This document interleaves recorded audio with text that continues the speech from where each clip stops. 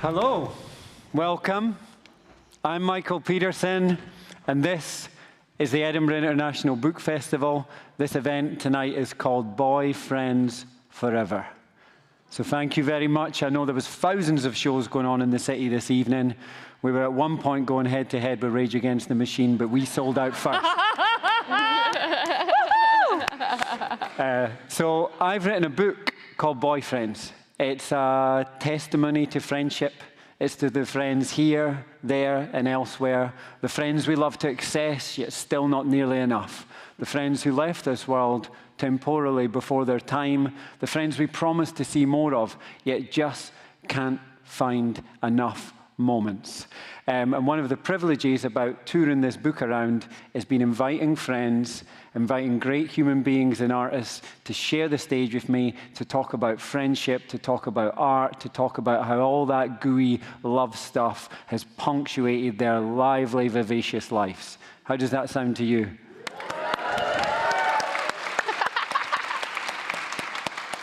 And I am enthralled, privileged to be joined tonight by two young artists trying to make their name out there in the world. Giving it a good go. It's important to use these platforms to give people a leg up. And when they offered me the main seat, of course I'm joking. I'm joined tonight by two literal pioneers and two of the most brilliant human beings I've ever met. Charlotte Church.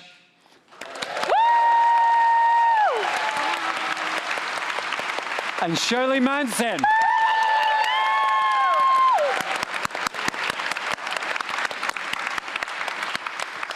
So as a sort of welcome gesture, that sort of uncomfortable welcome gesture that you wish you never got, I'm going to read a quick poem for you as an introduction to the book, to get those emotive juices flowing, and to let you know a little bit more about who I am as a very peculiar young boy.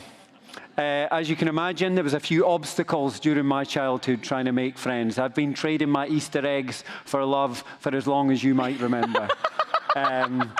And there was a couple of stumbling blocks along the way. I found myself giving too much, too quickly, spilling out the sides, sometimes scaring people away from that perspective.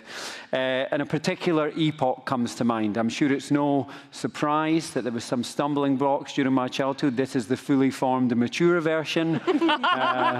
This is the one that's supposed to have succeeded at life. So there's a particular epoch comes to mind where I was convinced that I was more feline than human child, that is more cat than boy. I had a very active imagination, this sort of poetic reinterpretation of that. I used to declare myself on early play dates with friends the Cat Prince, entirely derobe, and pound around new friends' houses trying to recruit their children into my naked cat cabals. As you can imagine, there often wasn't too many sequel play dates. If there was, it would come with the caveat I did not become the Cat Prince, which mostly didn't work, to my mother's consternation.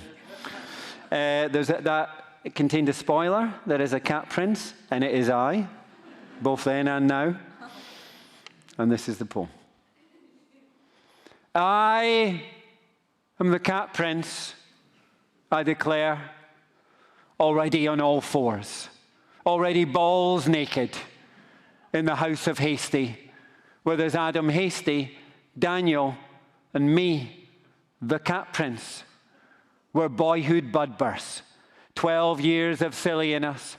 Adam laughs, frantic gas, guffaws, then pegs it to the bedroom, anticipating the chase. Daniel, wavering between cat and laddie, compañero and fugitive, succumbs to the Gnostic glamour, strips naked for a full feline transformation. I'll be honest, that bit normally gets a bigger laugh. It's the book festival vibe, I know, just let that go, let it go. Down to our little bloods, little furs, ready to bringe past the chide of absent classmates who might well hear of this and smite us with shame. For we are cuddle kings, hankering for Adam's adulation, or Moggy, Moxie, we embrace the cat life. vow inurement to the side effects. Carpet burns. Particularly bad carpet burns. Windlash pimpling. The sacrifice of language in each falsetto yowl. As hunters, we're tasked by the Creator. Our gazy crosshair, our pouncer ripple of bravura. Who else so guilefully stalks sunbeams? We do well here. It's those damn cats again the neighbours would learn to yawp as I race by with a robin redbreast between my jaws and Daniel finished shitting in the rhubarb patch. It's at that point you wish it wasn't true. It's convenient not to think of the killer in us, assassin still, holding back our power. As we coil our new cat bodies to a spring, Adam clambers fear to top the bed. And what happens next is louder than we'd hoped for. Adam's mum, startled by the cacophony, arrives, then screams, curtailing the playdate. And later that night, perhaps she calls my mum concerned, though my mum never mentions this. I can only assume she was wise to it. The mythos, the hieroglyphs, fathomed we'd soon meet the type of trouble that can really shake boys down. Long days where the teeth tear it out of us and the claws don't stop coming. But not yet, I hear her whisper, not without this moment's orchestra of feeling. As a boy, I was whiskerless, weighed down by the nest of knots squat in my belly.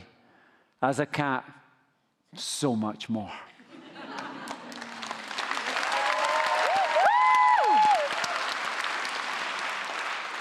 Of course, as mother to the cat prince, she knew all this.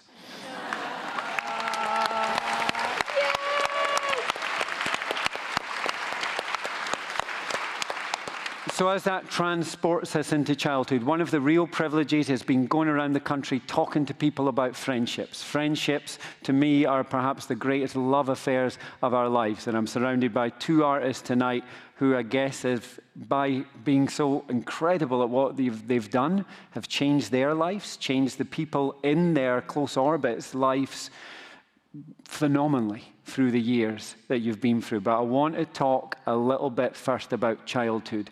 Can you remember the first seminal, important friendship that you really felt offered you something romantic, loving, offered you a friendship love affair that you thought, I'm going to carry this through life?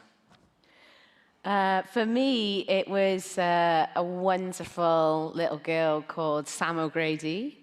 And she was mixed race girl, and I thought she was just the most beautiful thing I'd ever seen in my life. I just adored her face. That's what I remember most strongly. And we were friends pretty much all the way through primary school. And yeah, I just loved her. Like, we just would be in the playground, and there was a little crew of us, and I've only just come to this realization recently, like in the last year, that actually we were the outcasts. Like, I was part of the outcast crew, which was a really weird realization for me. Like, it was me and Sam, John, who was definitely gay, and another girl who was like really, really poor and like was visibly poor. And I only just realized this the other day, I suppose just because from when I was young, I was like the center of things, that I'd never framed it like that. So that was really interesting to remember. And I remember us playing mums and dads all the time. Like, we just played mums and dads constantly in the playground. And we would always argue about, who would be the mum. Like, the mum was the hotly contested spot. And it was mostly John. John wanted to be the mum all the time, and maybe one of us would bring in those ridiculous click-clack heels. Remember those plastic? Yeah, but I remember being so dreamy and content when I was with that little gang, and particularly when I was just gazing at beautiful Sam's face. Yeah, I think people's faces are like planets sometimes, and when they orbit together, you feel this sort of chemical energy. You think you know them before their time. What about you, Shirley? We grew up in the same streets here in Edinburgh, a couple of Edinburgh natives. It's a rarity during the festival. Well, I'm sort of torn between answering your question, which was your first friendship as a kid. And it was someone I met preschool, so it was nursery school, as we called it back then. And her name was Emma Nailon. And we were best of buddies for whatever reason. And as it transpired over time, her mother was a working woman. She was a prostitute. But of course, as a young kid, you don't really have the ability to filter any of that. You have no idea what's going on, right? But it was a very bohemian family. And the reason I remember this girl so much is because her father was American, dark, and had a beard. And I had a real crush on him when I was a child. I mean, I was like 4 years old. I thought this guy was the hottest thing ever. And Emma and I had a shared love of The Last of the Mohicans. And we were also obsessed with playing with plastic Native American Indians. That was our thing. That was what bound us together. We were obsessed. And this father said to me once, he asked me some weird question, like, what's going to happen to you in your future? And I said, I'm going to move to America, and I'm going to meet a man with brown eyes and a beard. Oh. And that's exactly who I married. So Emma is really baked into my memory banks as a result of that. And also, one day over the dinner table, I remember us talking about The Last of the Mohicans, and the father poorly pronounced in the TV show, and I corrected him. I said, actually, you say Chingachgook. That's his name. And I remember there being a silence at the table, and it was the first time I realized, your intellect is power. Yeah. I was 4 years old. But yeah, Emma was my first best friend. But the reason I hesitated to tell that story is because my best friend is actually here tonight. I don't know where she's sitting. There she is, over there. My bestie, who I've known since I was like 7 years old, we met at the school orchestra, and we've been best friends, almost inseparable ever since. It's good as well. Second row, front row, not too full throttle, doesn't want to distract you. Second row, wants you to know she was here early, she's there for the moral She's there sport. for me every single time. Yeah. Oh. That's a true friend. It's unusual, and I love her. Besties are best. And what about as your world's changed, as you entered that sort of, what we'll call the celebrity world, the television world, the music world, as there started to be things in your life which I guess the people around you didn't understand? Was there anyone from that world that grounded you, that sort of inducted you into it, that was a mentor or a supportive figure, or was it much more about having people from your childhood, from your past, alongside you to, I guess, secure and comfort you when you had those trepidations? I think for me, because I was so young, I was an adolescent going into it, really, I was like militant about not making any celebrity friends. Like, I was so like, this is all bullshit. Like, I will not be friends with any of these bullshit people in their bullshit worlds. I was like really anti-celebrity. And, it would have done me loads of good. I would have had a shitload of fun. Not necessarily. Not necessarily, maybe. But, I mean, it would have been way more glamorous than the life I was living with my friends. But I was so the friends that I had, there was particularly one girl, Naomi, and again, I just loved her face so much.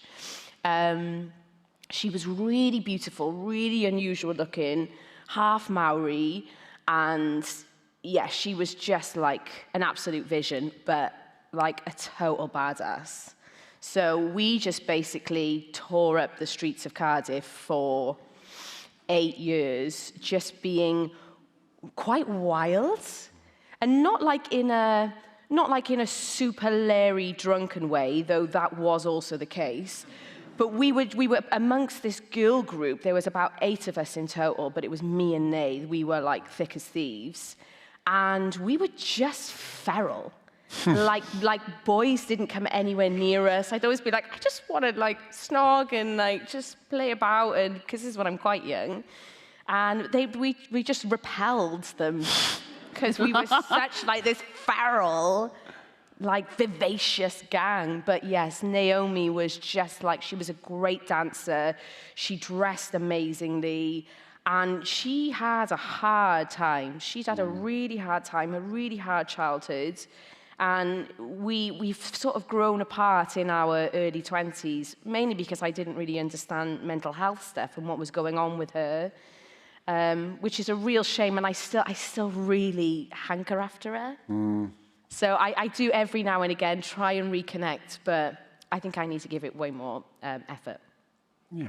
Do you know, that was one of the big things about writing the book, was about celebrating all these friendships that were lost to me, but not actually sort of hankering after them in a romantic sense, but not wanting to pull them back into my life, but actually celebrating these friendships which were associated with a previous version of myself in the past as something finished, and celebrating that not as a failure, but seeing the beauty in that it's ephemeralness that existed when I was this version of myself and they were that version of themselves, and really just celebrating the joyousness of that, the vivaciousness of that, the intensity of that little friendship love affair, without really wanting to fiddle with its future again, and just not seeing those friendships that are no longer active in our lives as failures, but as the beautiful, incredible, immaculate things that they were, that edified us and that we learned from and that we still carry with us and probably make us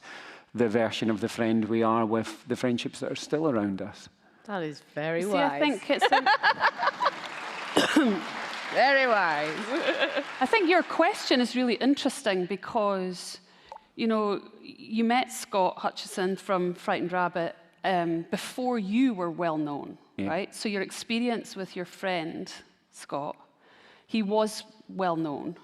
And I was really curious. It's funny, I've been thinking about this a lot, of how you must feel now that you're, you know, this fantastic book that has garnered such praise. And you've been blessed with a lot of attention, and you've got like incredible, you know, visibility in bookshops and stuff like that. That's really unprecedented, really, for a young, new writer. And I was curious about how you now felt about your relationship to Scott's fame, now that you have had a touch of that kind of pressure, which, as you and I know, is really intense and strange, no matter how grounded you are as a person. Well, it's been, so me and Scott first met. I ran this organization called Neuriki. In a way, it's sort of how we all met through that thing, which was about collective arts. It was about pulling people in. It was about, you know, music and poetry and film and animation and avant-garde forces and pulling them all together. And actually I didn't grow up on the Frightened Rabbit records. I didn't have a big knowledge or fandom of the music. I'd actually heard a story about this concert at Cabri Voltaire, a club around the corner from where we used to do Neurikis, that had been sort of double sold out. I think there was some sort of blunder, and they'd sold 2 sets of tickets, and far too many people turned up that were able to get into the gig. And a pal of mine was involved in it, and he said, but you know what the singer did? He came out, he understood the scenario, and he played this acoustic concert out on Blair Street for all of the audience that couldn't get in. He chatted to everyone, he sort of remixed the show for them. He made all the audience inside wait because, you know, they were going to get the full show earlier on, and just sort of doubled these efforts. And I thought, what an incredible sounding artist that's like bouncing around Edinburgh at that point in time. And lots of people had mentioned these poetic lyrics to me as well. So I then invited Scott to play at Neuriki, and he said, of course, didn't think I was cool enough to be asked to play that. Of course, he was much fucking cooler than all of us, but just too humble to admit it. So I didn't have that, like, oh, I'm meeting the singer I really liked. I then had to, like, think, fuck, I better listen to some of his songs before he comes and plays.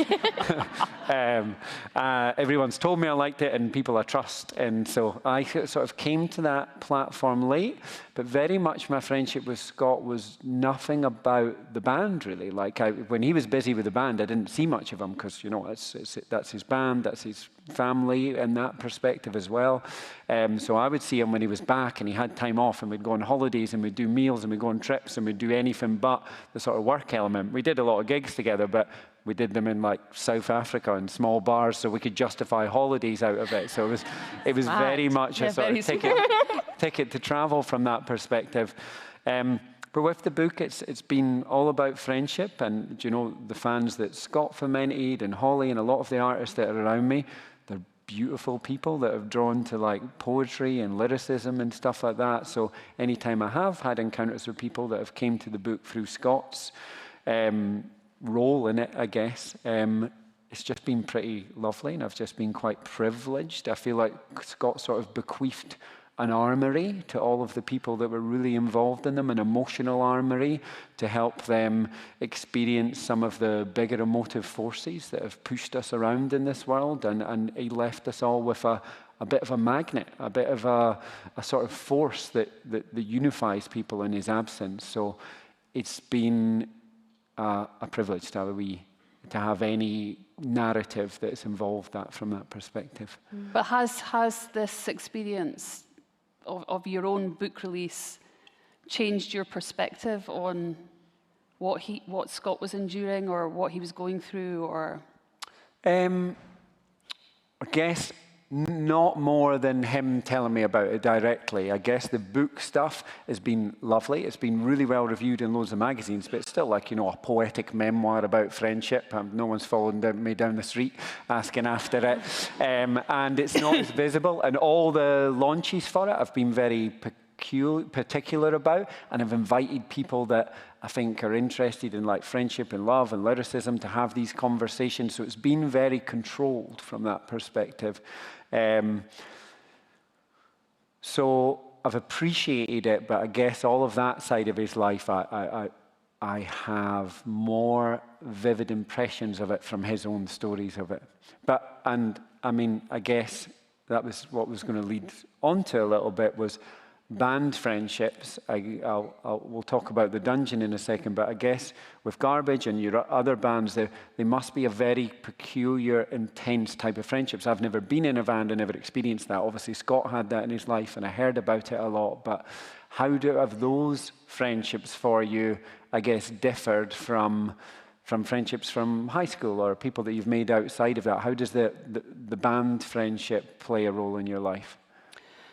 Well, I guess the main thing about being in a band is it's not really a friendship. It's a mutual agreement that you'll pull the cart together. Do you know what I mean? Like, it's slightly different from being what Charlotte does, which is, you know, you're out there in the world by yourself. When you're a band, you're out there together, united front. And it feels like an agreement rather than a friendship. I mean, of course, they have become my friends over the years by default. We've been through so much together. But it is a contract, I think, you know, and I don't think the purest forms of friendship are contracts per se, you know. You don't have a shared goal. You're not moving through space and through the world at the same time. Yeah. Very different, I think. I guess you sort of flipped that formula on its head a little bit with the Pop Dungeon, because you've been such a big part of the music industry, and then you thought that this is how I met Charlotte. No, I'd heard about this band, the Pop Dungeon, sort of, was it in a stage in Glastonbury, one of your first days, doing this like cover bands, and then there was all the Tomorrow's Parties one. I'd read a review by someone that had came to see The Fall, but had then fallen in love with the Pop Dungeon at that gig. And I thought, oh my God, I want to try and get hold of them for Noiriki. This sounds like exactly our artistic sensibilities. Sounds like someone that's built a band out of friends to have fun with it.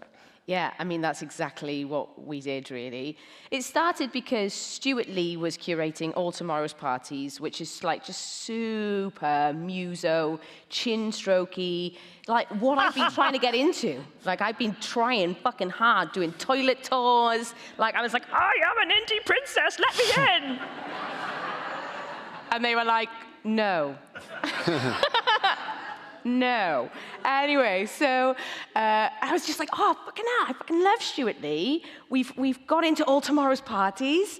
And so he was like, I just want you to do something really fun, like do something. And it was like, well, I can't do the EP project. That doesn't make sense. That's like 3 years ago that I did anything to do with that. Let's just do like the best, most interesting, like fucked up covers band ever. And so we mash up nowadays we mash up like Nirvana and Destiny's Child and Rage Against the Machine and Black Sabbath and Azealia Banks, but it's always things which are like, it's just on the edge of, it's like, oh my gosh, I haven't heard that song for ages, I love it. But also stuff like the E.T. theme tune or the Twin Peaks theme tune. So yeah, we just like it, we really, really carefully curate and then like make arrangements, like really carefully arranged and put together 9-piece band arrangements of these like fabulous mashups. But I basically just got together my friends and lots of the people that I've been working with for years. My husband's on guitar, and yeah, we've got four backing singers, one of which is my best friend who's here tonight, Cara Saleri. Yeah, and we just have an absolute ball. I mean, it is ridiculous how much fun we have. We've been doing it for 6 years now, and we have so much fun that it's just like we've got to stop it this year. It's just too much fun. We'll die. But you know, I think it's such a singular and wonderful thing to be able to make music with people, but it doesn't have to be at all skills-based. Like, you can make music just by singing together, just by clapping a rhythm, and you know there being some sort of interaction. So I feel really passionate about the power of like collective music making, community music making, and I think that's something like everybody in the Pop Dungeon is excellent, absolutely excellent, which really helps, you know, the overall zhuzh. But I think just that, you know, the unity and the ecstasy in just like creating music together is really very singular. Mm. Yeah. Sorry, Michael. Yeah, go for it. This is my personality, I'm so sorry. But I'll turn the chair. What Charlotte just said made me think of a question that I wanted to ask you, which is writing joyful for you or frightening? Because I'm listening to Charlotte speak and I'm thinking, ecstasy, like I wish it was, it felt like ecstasy to me. It doesn't, you know, it never has. It's been complicated and difficult and challenging. And I was just curious about what your experience of writing is, because I think people who don't write think that it's just, oh yeah, it's something you do and it's great fun all the time. Like, how is the process for you? I love it. You know, like lockdown was a tough period for everyone, but in the silver lining of that, I have this like huge stack of books that I was like long overdue reading.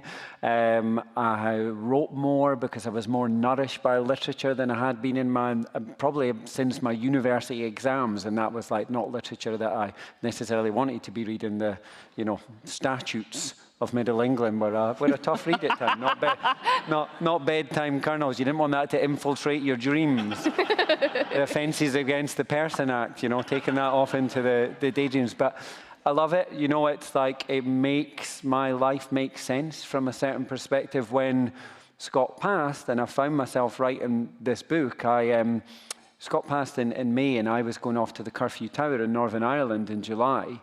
And I'd knew I was going there quite a long time in advance, and I was going to write a third poetry collection. So this is the writer's retreat you're talking about? Yeah, and swan around there and do that sort of thing. And then I found myself there 6 weeks after, confronted by this like life-altering loss, and all I could think to do was write. And I couldn't necessarily write about the ferocity of loss at that point in time, but I could just write daily journals about the cliff walks I'd went into, and that way I was sort of fortified clarifying my mind and readying the body to deal with the bigger stuff, but I wasn't ready to write about grief yet. So I just started taking my favorite moments from these friendships and writing in detail about these favorite friendship moments. And after weeks of that went past, I'd almost cauterized the wound enough to write about absence. And it took a while.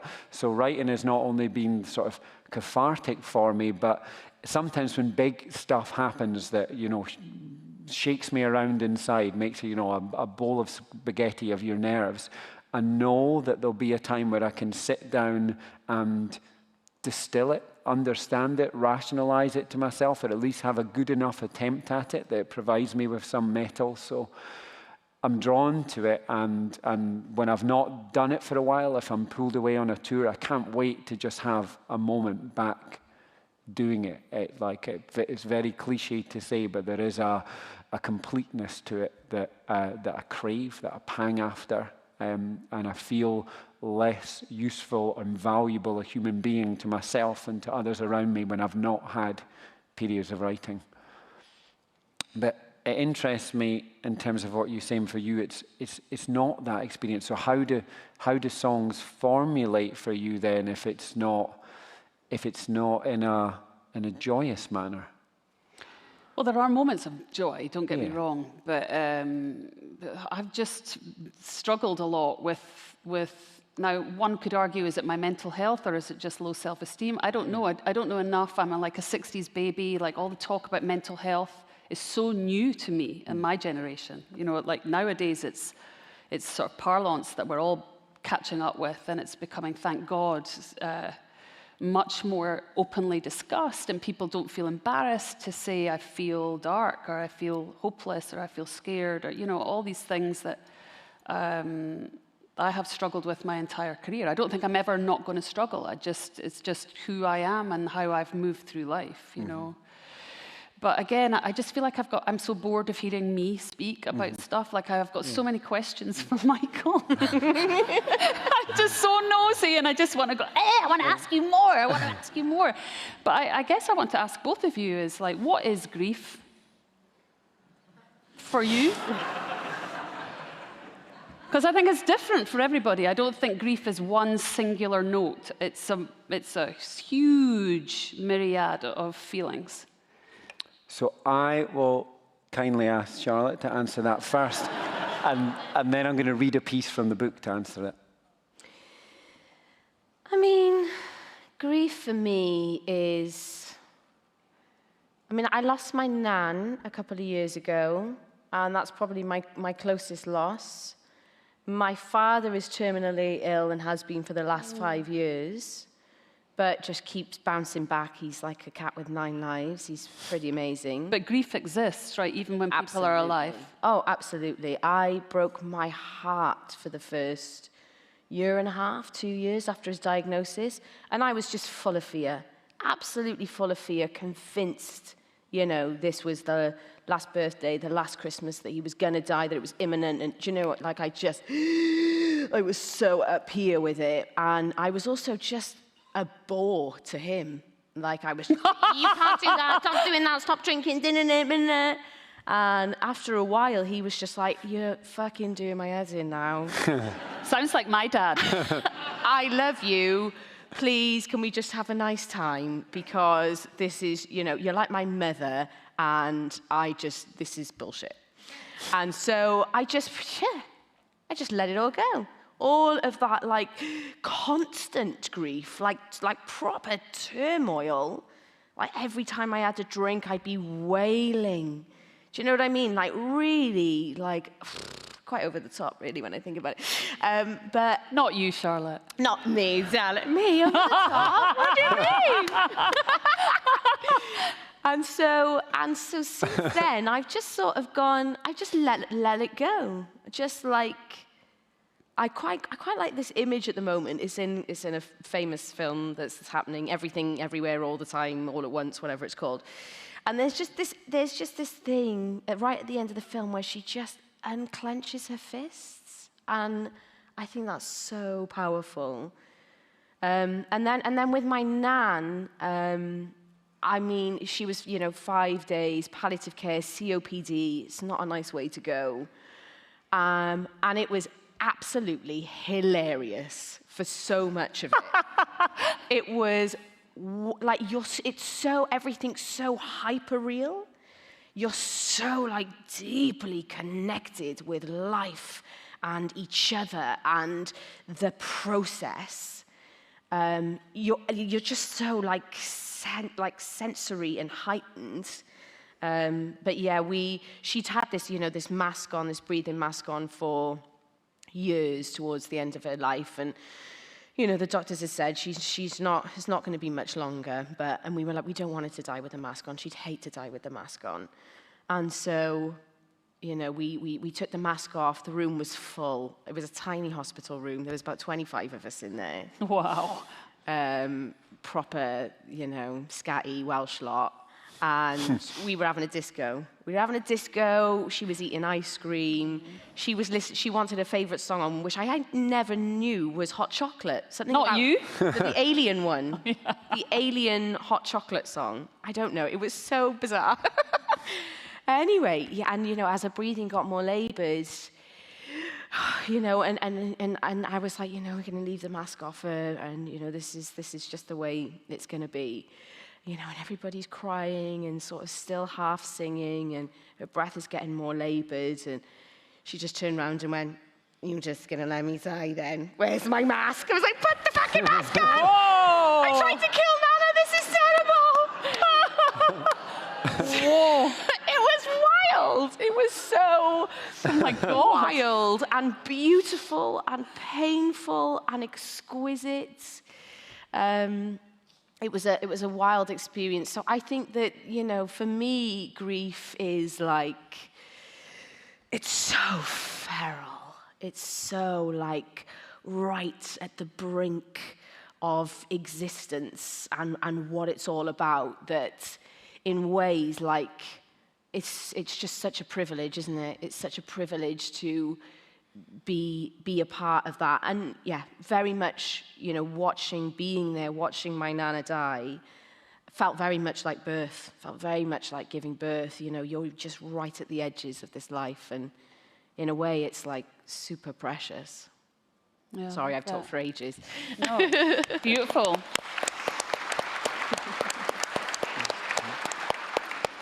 I think grief comes with a vocabulary. Though grief squat in the belly of this book, I didn't want it to be seen as a grief book. I wanted grief to be the loving and missing, and to just be that final incarnation of loving. Is you've got all this love to give to someone, yet temporally, physically, they're not there to put it into anymore. So how do we rewire these circuits? Where do we put that love now?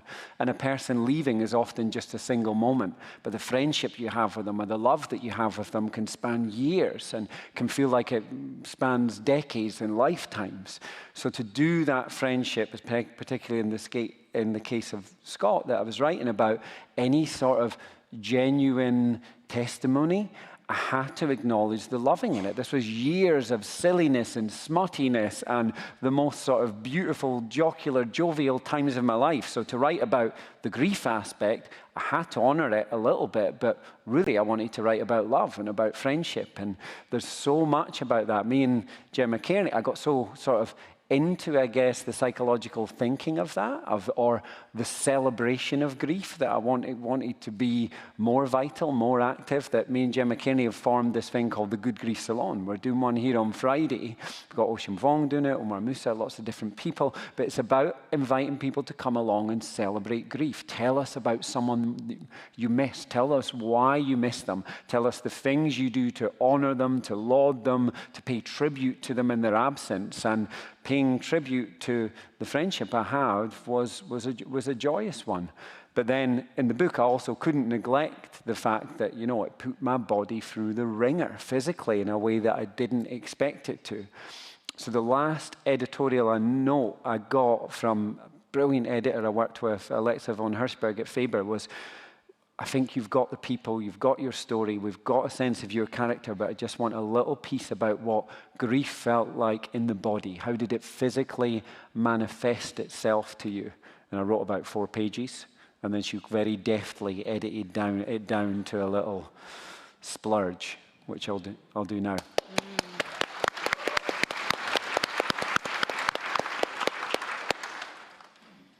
Defying all science, grief feels its hottest when newly lit. Before it's even started smoking, before the birds know to stop singing and be forever silent, before the embargo on mooting a date for the funeral's been lifted, before one of my friends knows not to throw a strop because I haven't got back to his invite for a camping trip that apparently needs the numbers. Before any notion of talking in the past tense is fathomable, before Auden's poems stop all the clocks could possibly be about you. Feels like a drug that's newly entered the body and will deliberately dawdle in making the rounds inside like a virus, the flesh bullying itself, my vital organs like two best friends who for no real reason fallen out, yet on account of their hubris will never find a way back. Grief dissects us into our most helpless matter. My bones carry an unnatural weight in them, as if the marrow is turning to lead. My gait too is off like that bike with a bent wheel that required me to cycle like fuck just to make it to market less than 2 miles away. I'm on the cusp of crying, ordering a cappuccino, but ask for chocolate sprinkles all the same, because that's what I used to do. Although I've no idea why, because I've never had a sweet tooth. I am desperate for touch, then offended by the suggestion. I find myself looking into my own eyes in every mirror I pass, eyes which have become bells that will not stop ringing until the jar cracks or the tongue falls out. Either way, it'll be over. It's been clumsy with meaning after having prided myself on exactitude, where 140 characters feels a stretch. It feels like I've had my last useful thought and now I'm salvaging ideas from the mulch. Time is standing still until it races by like a fox with a bird in its belly. Mostly, I feel exhausted, slow and eddying, heavier, whilst emptied of something I know will never be replenished, that I will always resent living without.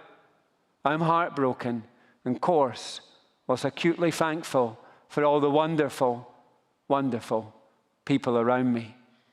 I feel important and guilty about it.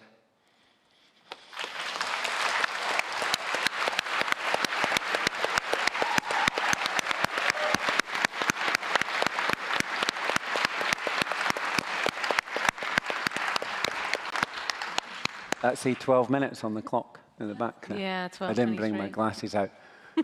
But we might take a couple of rogue questions, but only if they're like really good ones. So, just warning you, put your hand up. It's important if it's juicy, if it feels like, might contribute something to the evening. No pressure, everybody, no pressure. If it comes from a place of love. Hello? I'd like to know about all of your first boyfriends then. Oof. Oh, dear. Are we really going to go there? Mine was a very sweet boy called Max. And he had beautiful eyelashes. You're a sucker for beautiful eyelashes, Like a Charlotte. Just horse. admit it. And, yeah, I mean, he was sweet. That's it, really. It wasn't a totally burning romance. That was next. That was the next one, but he was a fucking asshole, so. I'm not talking about him. Well, see, I really resonate what you said earlier, which men did not want to come anywhere near me. Yeah. Like, they used to chase me around primary school playground singing, "She is an evil woman with evil power." And that kind of vibe has chased me my whole life.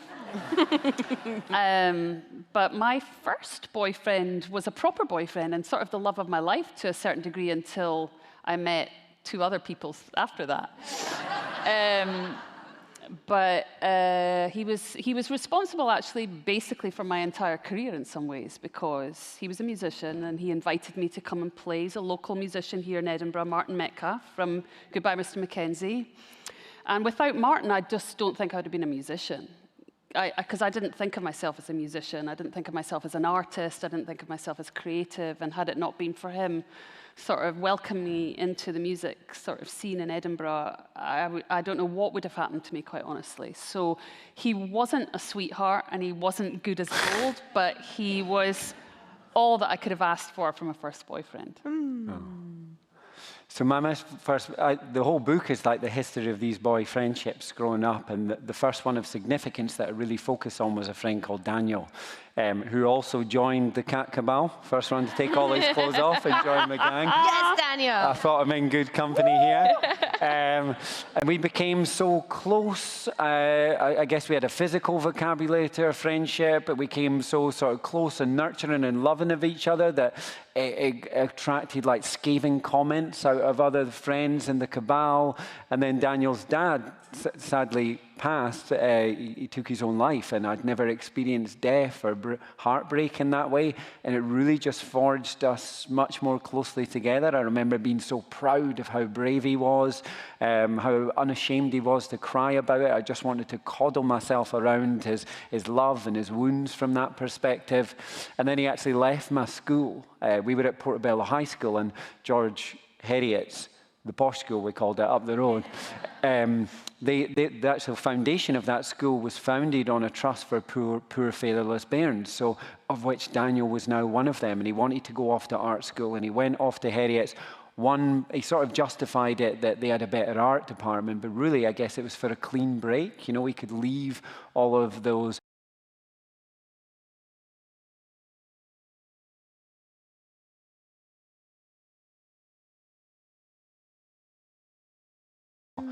He's back. Woo! Yay! Woo woo!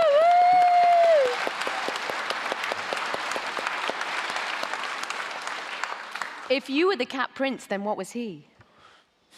So we were a cabal of princes. A cabal of princes. Yeah. No, there was no royal hierarchy. We were all mutually going to inherit the throne of the love of humanity. That is a beautiful thing. It was a bold and ambitious gang. And I'm looking to get restarted. I've got my best cat socks on for the occasion. And I feel pretty catty right now. May I be a Cat Prince? Absolutely. Great. Yeah, right. Well, we'll do the deal backstage. Okay, fabulous. Okay, we can maybe take one more. Okay. I will do, yeah. Thank you very much, Omar. Did my mother heckle you into saying that? I can see it from the back. So I'll read a wee story in a second, and we'll maybe take one more question. Yeah. As your life has changed and you've got older, has what you need and what you value in friendships changed? Yeah. Absolutely. For me, I think that, so many of my friendships were based around drinking. Were based around partying and drinking. We'd have deep and meaningfuls, and I'd be like, I have no idea what they said, what their deep and meaningful was, what their pain was. And I was like, this is boring. It's boring. It's got to stop, because actually, I'm really interested. And so, yeah, absolutely. I think in the past 7-8 years, my friendships have become far more centered around, true connection and real attentive listening and feeling and exploration. And also, I think, safety as well. I'm thinking about two particular friends, one being the fabulous Cara Soleri, someone whom I feel like I'm not a very ready crier. I'm not I've got an amazing dam that I've been working on for my entire life. I'm just going to build that dam up a little bit stronger, which clearly has all got to come down within the next 10 years, unless I have a fabulous midlife crisis. But I think like it's that safety in Caris's arms, my husband as well, who is my best friend, as well as Caris and Graham, that I just can howl. You know what I mean? Like howl cry, which is the sort of crying that I do because it happens maybe twice a year. And so from that perspective, absolutely that safety, that container, that trust, that like total connection has really been developed. But my other friend, Graham, he gave me a beautiful book recently called Anam Cara by John Donahue. And Anam Cara is an Irish Gaelic word meaning soul friend. And the idea is, and he is like my soul friend. It's like, you know, as soon as we met, we knew each other in a different plane. And it's like, it's so restorative. Like there's something about that friendship and that connection, which is just like this mutual, never-ending well of like eternal spring water, you know, where it's just so nourishing to be together and to know that you're held in that way, in a way that is beyond this realm. So, yeah, I feel incredibly privileged to have these beautiful people in my life. Oh. Lovely.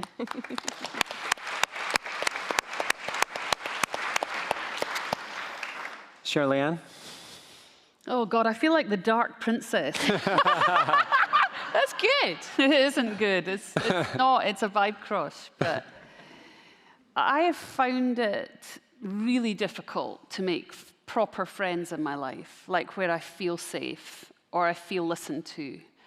I found like when my success took over my life, I found a lot of hostility lurking in people that allegedly loved me and cared about me.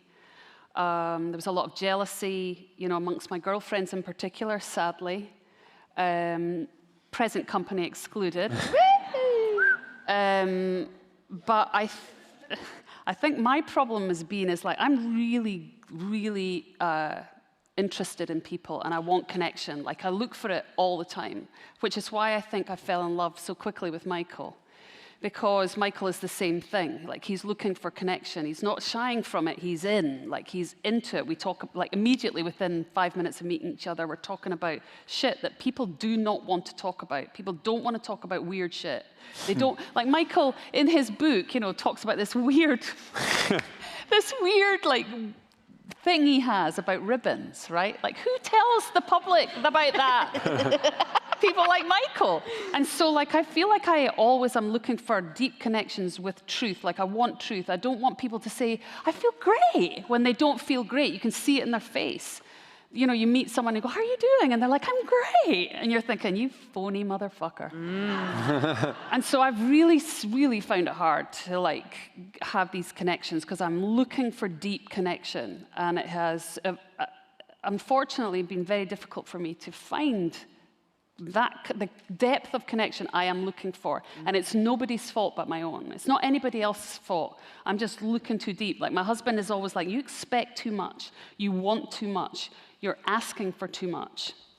And as I've gotten older, in answer to your question, as I've gotten older, I've become a little better about not expecting the people I love to be perfect and not expecting them never to fail me. Like I've grown up a little and accepted they do not communicate in the world like I do. And I'm an artist, and that's okay. It's my job to be a good communicator. And if my friends can't meet me at that level that I want them to meet me, it doesn't make them bad people, it doesn't make them bad friends. The problem lies with my need, if that makes any sense. Yeah.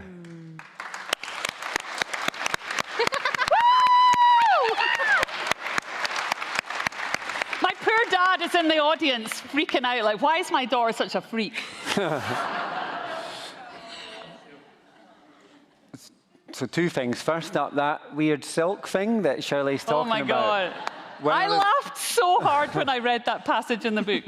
When I was a kid, I got really into like silk ribbons and like rubbing them for quite long periods of time. When my sister took up ballet, I remember trying to get hold of her silk tutu to rub against my face.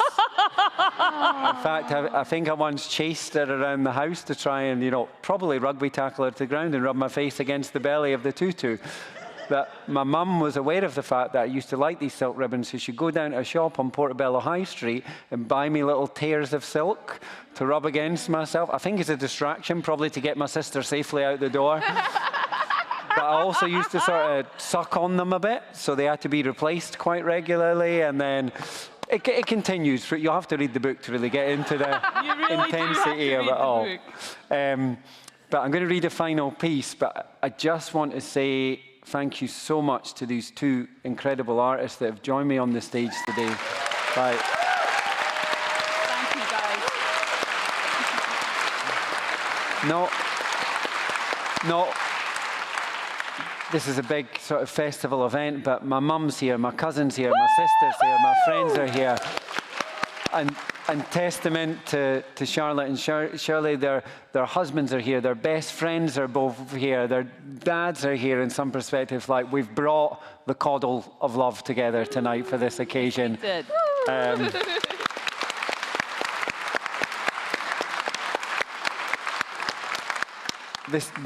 Two of the earliest readers of the book and two of the fondest endorsers of the book. They've let me into their friendship circles, into their lives. They've become cherished friends. Some of their friends have become dear friends of mine as well. So it's been such a truly special night to have them fight here, to come and celebrate this with me tonight. So thank you very much. I thought that was worth a round of applause. I'm sorry, I'm needy. I actually had to cut all the silk ribbons out of my clothes when I was doing my final law school exams, because I would rub them. And if you see a guy sort of rubbing underneath his top in an examination process, Yeah, it's not good. It's not good. Things now called taggies that have little silk ribbons on them. Don't get him started. I've got to keep back. I'm weaning myself off. You keep pulling me back in.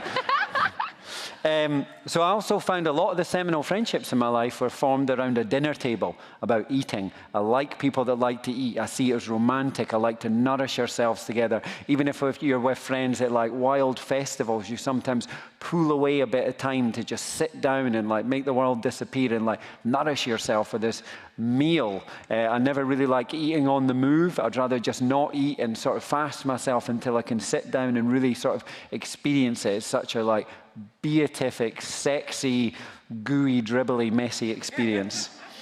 So one of the moments in the book, a really important one for me, was sitting down in the middle of this big road trip with Scott and with Holly and having this like indulgent seafood platter.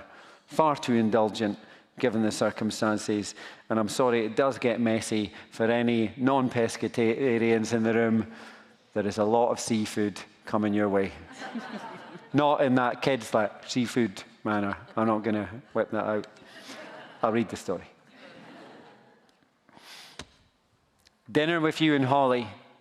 These are Palmery moments. No. I don't regret spending £75 on a seafood sharing platter. Aye, it's a crumb indulgent. And you call me a lush to Holly's hilarity. But we were twinned in this bon ami.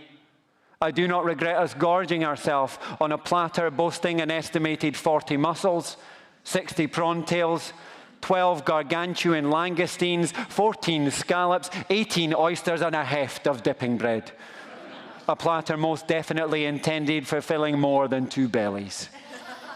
Of course there is wine. We would not do a meal such as this a disservice and be without it. The platter is its own constellation. It does not fit on the table, for its circumference is akin to Jupiter, not decommissioned Pluto. You and Holly had to swap seats so as we could battle this formidable foe together in formation. We are Leviathans, feasting with and on each other. The messy display attracts nods of reverence from onlookers populating the tables in orbit around us. These nods are a cloud of praise comfortably taken. This comfort in taking praise is far too rare for brilliant you.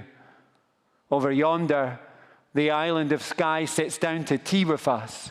We address it in stories and long glances cast over.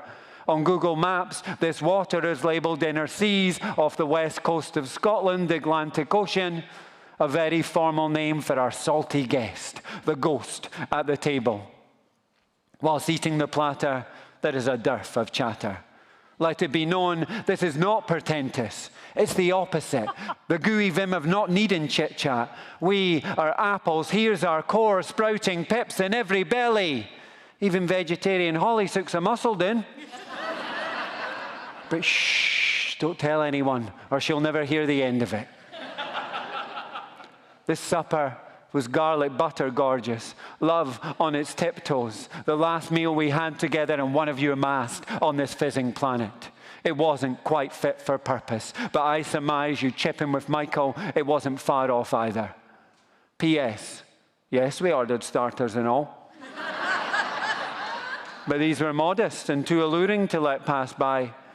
The pudding you shared with Holly was one step beyond for me, but yous looked cherubic splitting it, and you were often one step ahead. PPS, by the time the £149.50 plus £20 cash tip cleared from my bank account 2 days later, you had left us, and something had left me. But right there, in that moment, we were brimful. It was love.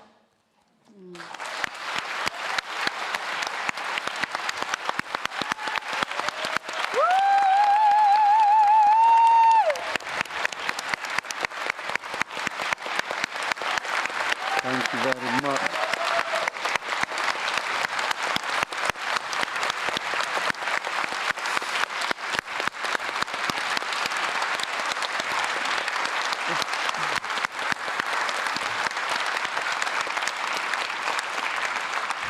Thanks a lot. We'll be in the sign-in tent. You might get a book signed off Shirley and Charlotte as well. We'll be having a glass of fizz.